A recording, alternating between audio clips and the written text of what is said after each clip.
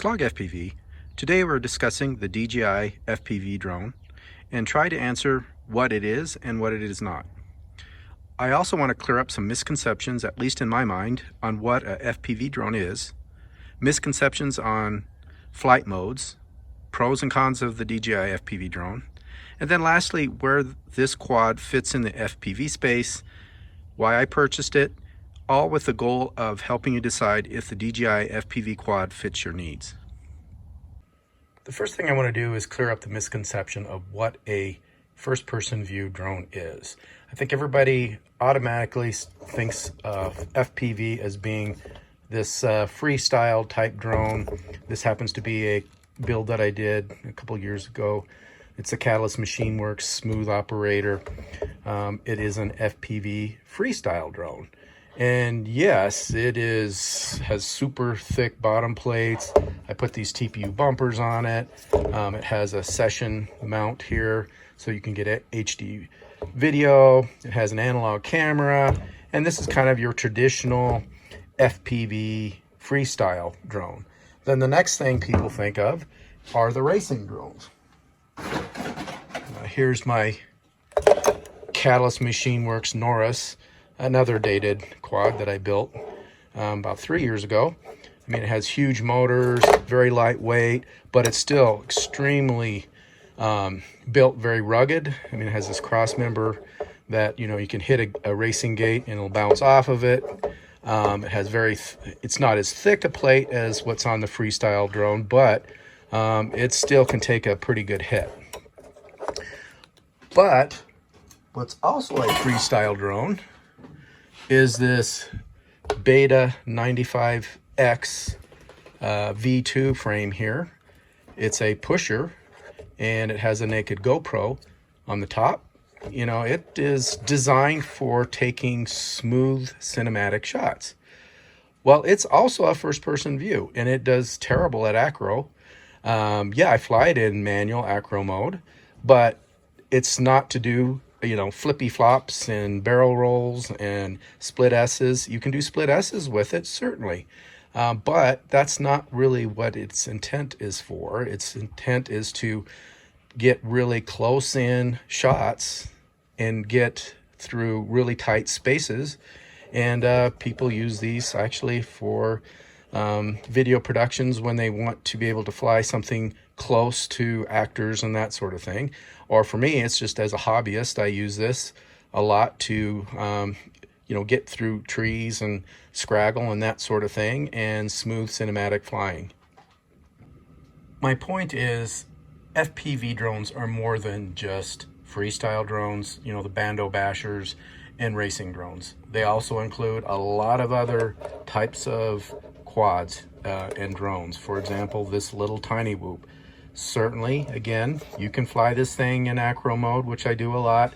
You can do some light whoop style acro. In fact, you should watch the international game of whoop. And it's amazing what some pilots can do as far as freestyle with these tiny little quads that were whoops in this case, that were designed really to fly indoors. Let's talk about modes next. When you think of FPV drones, a common firmware that runs on these little quads, including this tiny whoop, is what's called Betaflight. And it actually supports 4 modes, but let's talk about the 3 common ones. The first one being angle mode. So what angle mode is, it's a self-leveling mode. So in order for you to hover it, you give it throttle, and then it raises up in the air. In order for it to move forward, you give it pitch forward, and you have to hold your stick forward and it will go forward as far as motion. But the minute you let go of your stick, your right stick, if you're in mode 2, it'll self-level.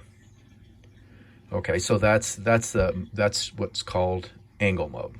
It's the self-leveling mode. Now don't confuse it with like a Phantom 4 position hold mode, which is assisted even more. It has a GPS. It also has a barometer as well as a compass for heading. And then also it has downward facing sensors. So that's why they call it position hold. It'll stick If you've ever, well, of course, if you come from the videography side, you can completely let go of the sticks and it'll just hover in space. These little drones like this, and ones that fly beta flight, not iNav, I'm just talking beta flight, they don't have that mode. So even in angle mode, this thing's going to drift around because it doesn't have a barometer for altitude or visual sensors or a compass or a GPS. So you still have to control the quad with your stick inputs to keep it in position. So that's mode number one. It would be angle mode. Mode number two is what's called horizon. It's almost identical to angle mode, except that after you get to a certain angle, there's a point where it'll go into full manual, and that allows you to do a flip. And then once it comes through the flip, it's going to get to a certain angle, and then it's going to self-level. So it's kind of a combination between manual and angle mode.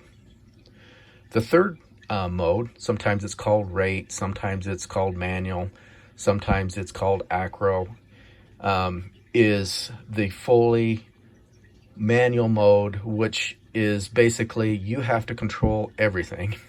Now, that doesn't mean that it is analogous to a RC plane where there's no flight controller and you're just using servos that your stick position causes rudders and ailerons to change position.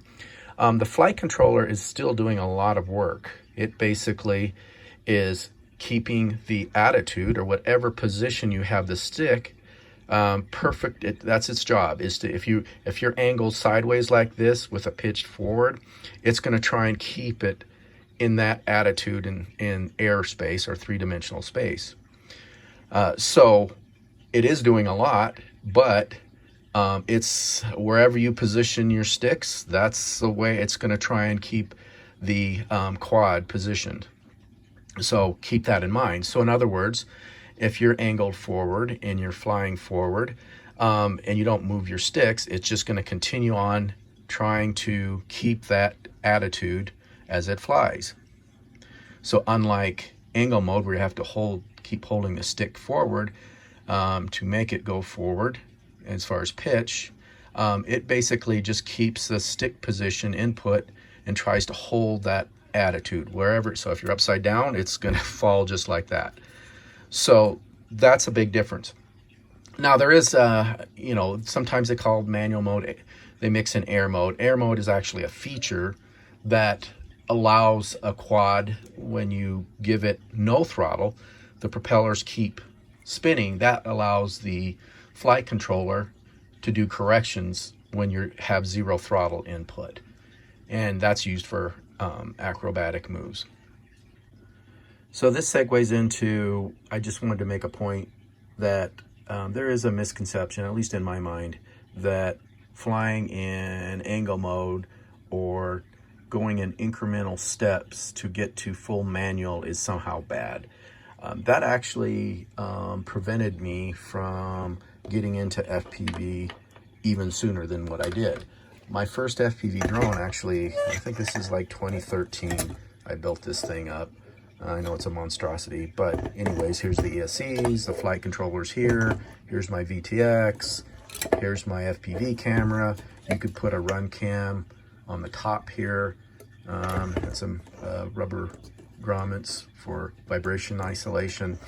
But at the time, the simulators weren't that great in 2013, and the thought process was just skip angle, go directly into full acro with goggles. Well, that didn't work for me, and actually it discouraged me, and I would crash this thing and I'd have to reprint the arms, and so I gave up on FPV.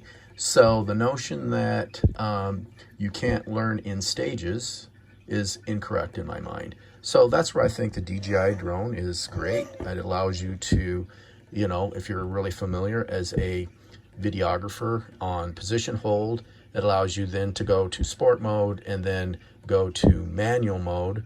But even in manual mode, you have to take off the angle limit in order to do flips and rolls. So doing that progression I don't think is bad. Now, simulators have come a long way, and also what got me into FPV was actually these little whoops, because you can crash them, and I actually started out in angle mode, line of sight, then I put on goggles, got familiar with that, then I went into horizon mode, line of sight, and was able to do some flips and rolls, and then I put on my goggles, and then lastly I went to manual or acro mode and started out flying in acro mode, actually line of sight, and then putting on my goggles. So that was my progression. There's nothing wrong with that. Actually, it had its advantages in that I can now fly acro line of sight, which actually is a good thing. So a lot of times I even take off my goggles and when I'm landing and land it in acro mode. And a lot of FPV pilots that jump directly into acro mode, they're not the best at flying acro mode line of sight. So there's advantages and disadvantages. I would say I agree that it's definitely start out with a simulator, and I'd also argue picking up a cheap little whoop with some cheap goggles and an RC transmitter controller is probably the way to go versus jumping directly into this DJI drone. The reason why I went over the different types of FPV drones and flight modes is it gives you a little bit of, and a lot of you might already know that stuff, but the new pilots might not.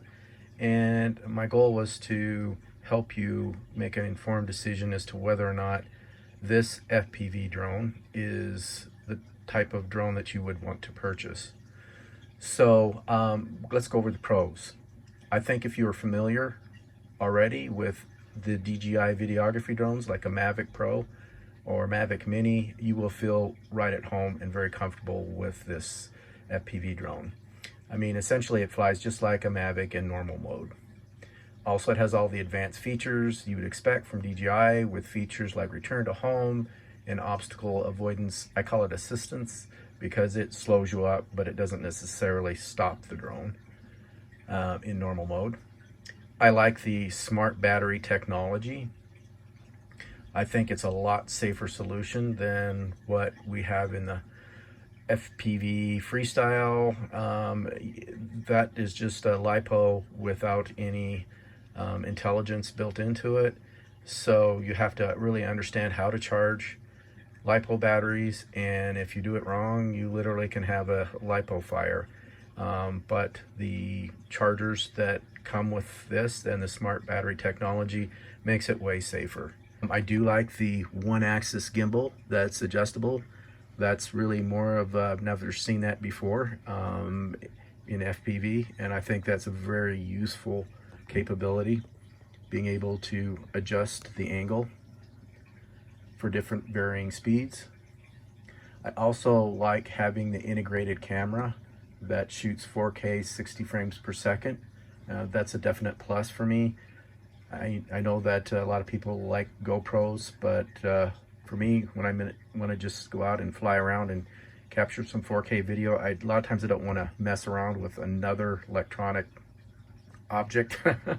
This is just way easier to get up in the air and not having to worry about, okay, did I turn on my GoPro and all that. So definitely I like the integrated camera.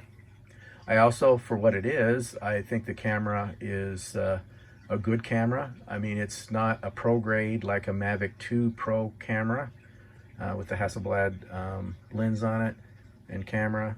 Obviously not, but for hobbyists or somebody that wants to capture sports type video, chasing cars, that sort of thing, I think it's definitely adequate for that.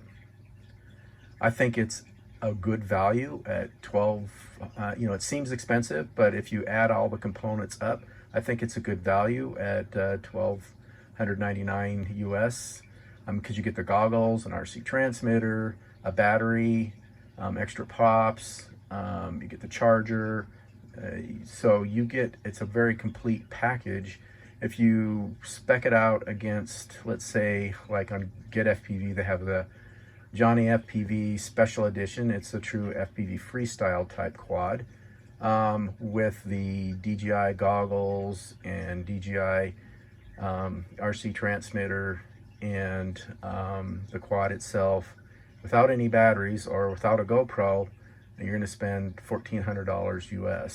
So I think it's a good value, although it is expensive. Obviously, you could put together a cheaper analog system, even a bind and fly.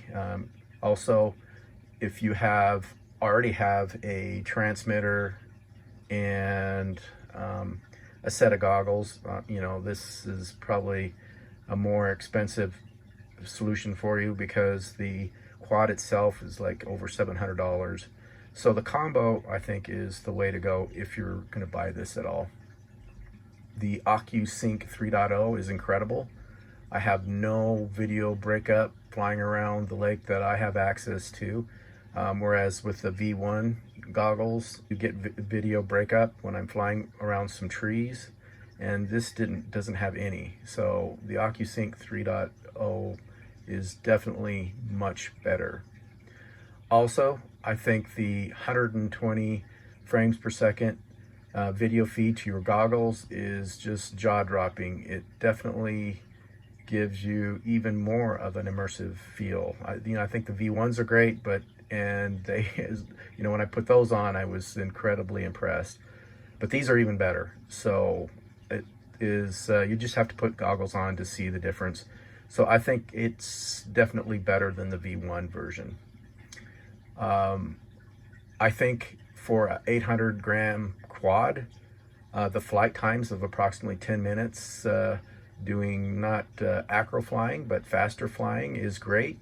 It gets more flight time than what my other FPV freestyle quads do. But, you know, I'm not getting anywhere near the 20 minutes or whatever they claim. But I'm getting over 10 minutes without super aggressive flying, which is adequate for me. That gets me around the lake out back easily multiple times. And then lastly, if you're somebody that doesn't like soldering and just want a turnkey FPV quad solution that is no fuss, no mess, I think this is definitely something to consider. Moving on to the cons. Because it's not running open source firmware like Betaflight, you are at the mercy of DJI for any additional features or upgrades. This is one reason why some FPV pilots have a hard time with DJI. But I can honestly say for the first digital FPV system, including the goggles that DJI came out with, they actually did do a good job of coming out with major feature enhancements with that. And I'm hoping they'll do the same for the DJI drone. Another con, I mean, the camera is good for sports shots like chasing cars, chasing skiers, that sort of thing, but it's not really made for a movie set. I mean, it doesn't shoot in 24 frames per second or 25 frames per second. Maybe they'll come out with an update that will allow it to do that. But it's more geared towards the consumer drone space than it would be for the professional space. I do think that there are some specific shots that this thing would be good for, especially in sports mode. I mean, you literally could be chasing a car backwards and, you know, moving the gimbal angle down, and could get some pretty cool shots with this. Something that would be even difficult with a FPV freestyle drone, because you do have this one-axis gimbal and you could be flying backwards in front of the car. So yeah, there's might be some niche for a movie on this thing, but in general, it's more a consumer space drone. Another thing I don't like about it, I know it would have been more expensive. It would have been better if they would have come out with a carbon fiber shell or frame. That would have been much better. And hopefully there'll be some aftermarket, because I think there'd be an opportunity to where somebody would come out with an aftermarket carbon fiber frame for this thing. But we'll see. Another thing I hate, I don't like the props. They nick easily, and they're just expensive. and I think hopefully there'll be some aftermarket props, and I'm sure there will be. They'll be cheaper and way better. They're not as good as what you can get for normal FPV type quads. I just don't like them at all. Another con, I think this, which is, maybe they'll have a version 2 of this thing. I think it should have had larger props for an 800-gram quad. 5-inch, little over 5-inch prop is a little too small. The disc area is really too small for that heavy of a quad. And these motors, I think they would have been much better off if they would have gone with the 6-inch or 7-inch quad, because in my mind this is more of a cruiser type quad, and it would have been significantly more efficient, and there wouldn't have been that much wouldn't have that much longer arms.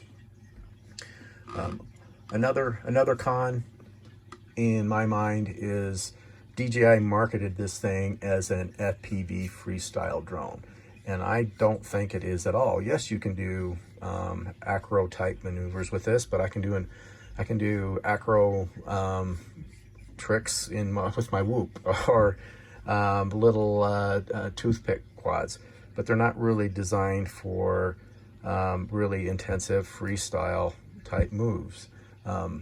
First of all, it's too heavy for the motors and props. It has no PID loop adjustment, at least not yet, so it does have quite a bit of prop wash, which is not a big issue. If it's a videography drone with a 3-axis gimbal, you won't see that, but with an FPV quad, you see it in your video feed, and yeah, you can use image stabilization, but it takes away from the immersive experience when you have prop wash. The other thing, you know, because it doesn't have carbon fiber frame, yeah, you can hit probably some trees, and it's probably survive some crashes in a park, but if you hit a fence post or something like that, it's definitely going to break. And so that's another reason why I don't think this really is a freestyle drone, and I wouldn't use it that way. So just keep that in mind. This is, in my mind, yes, it can do freestyle, but it's not a freestyle drone. Then the last thing that makes me say that this is not a freestyle drone is it's really hard to repair. If an arm breaks, you have to send it back. Yeah, you can get a camera, I noticed, and you can get these landing gear pads. I was hoping that these arms were actually, you know, you could just unscrew them and then unplug them. It seems like that would be possible, but no, that's not that way at all. The other con, and I'm hearing, you know, you're hearing a lot about that, you land on the battery, and if you bump the ground, people are having problems where the smart battery will fail. So I'm thinking about putting maybe some foam pads on the bottom of these just to kind of cushion a little bit. That's really cheap. So I might try that, see if that helps with the reliability of the battery. So those things in my mind make this not really a true freestyle type drone. So what is this, and why did I purchase it?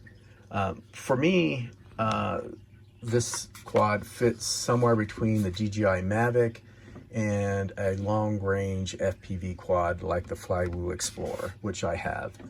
It fills this gap for me because I like exploring around the lake that I have access to. A lot of times I just want to go out and sit out there with my wife and relax, put on my goggles, and just explore around the lake and look at the birds that are out there and see what's going on. And for me, it fills that gap. And you can do that all safely with all the DJI safeguards, like bulletproof return to home capability. And so it's just something I don't have to stress on. I can just sit back and put my goggles on and tool around the lake and not have to worry about it.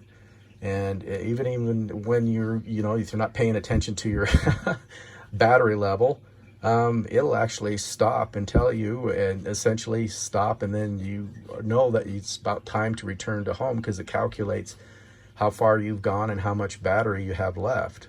So I like that feature because sometimes you aren't paying attention, and it'll actually protect you from not having enough battery to get back to your takeoff point. So for me, that's pretty neat. I also think for consumer videography pilots wanting to dabble in FPV, this is a good choice, and it is an easy transition in my mind into FPV. I also think it does have a small niche for professional videographers.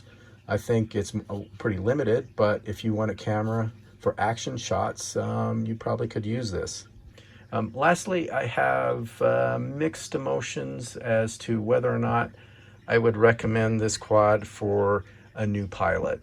And I say that because whenever you have an 800-pound, or I should say 800-gram quad that can fly 90 miles per hour, you have a dangerous combination between a new pilot and a quad that can cause a lot of harm.